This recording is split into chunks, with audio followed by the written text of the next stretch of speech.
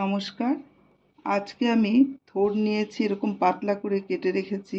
এটা আমি শিলে বাটবো, থোড় বাটা করব আজকে। থোড়টা আমি বেটে নিয়েছি, একবারই বেটেছি। গ্যাসটা অন করেছি। এবার আমি 2 চামচ সর্ষের তেল দিচ্ছি।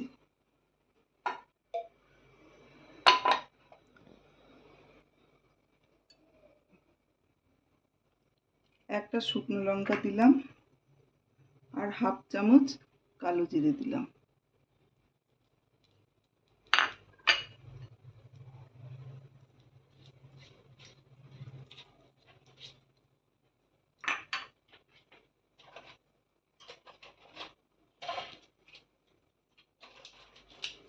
একটা তেজপাতা দিলাম। খেতে খুব ভালো হয়।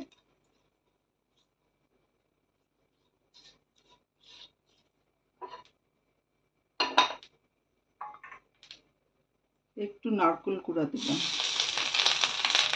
আমি সামান্য একটু হলুদ দিয়ে ঢেকে দিচ্ছি, খুব ফুটছে তাই জন্য। থোড়টা দিয়ে দিলাম।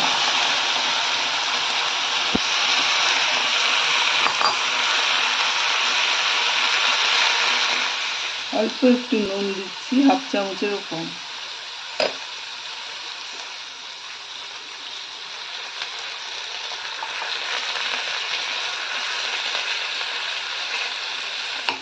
ঢাকা দিয়ে দিচ্ছি, কম আঁচে আস্তে আস্তে সেদ্ধ হবে। জল শুকিয়ে গেছে, আমি 2-3 বার নেড়ে দিয়েছি।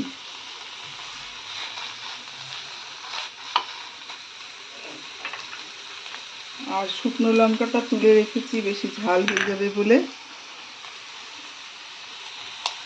কাঁচা লঙ্কা একটা দিলাম। আর এখানে দিচ্ছি 1 চামচ পোস্ত আর 1 চামচ সর্ষে, কালো সর্ষে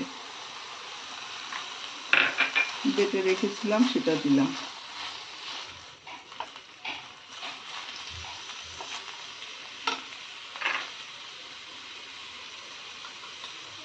সর্ষের মধ্যেও নুন দেওয়া আছে, এখন আর একটু দিলাম।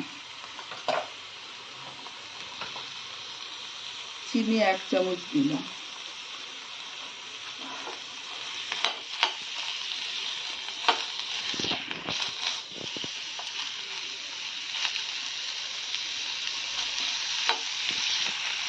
ভালোভাবে নাড়াচাড়া করতে হবে এখন, না শুকনো পর্যন্ত।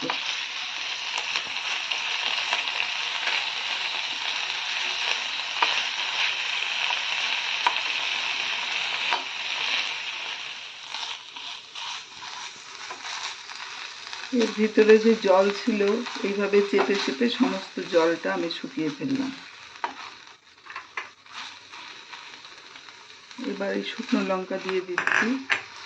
আগে মশলার সাথে আগে সর্ষে পোস্ত বাটার সময়ও আমি একটা কাঁচা লঙ্কা বেটে দিয়েছি। অল্প জিনিস তো, বেশি ঝাল হলে ভালো লাগতো না।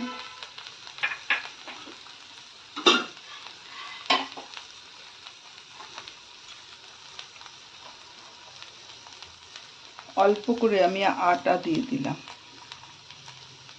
জল জলে ভাবটা তাড়াতাড়ি শুকিয়ে যাবে।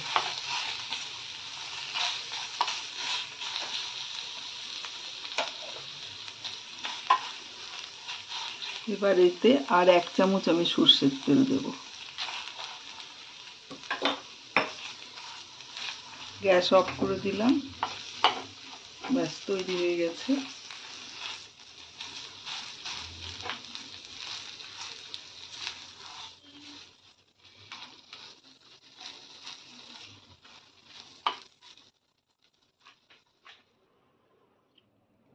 রান্না হয়ে গেল থোড় বাটা।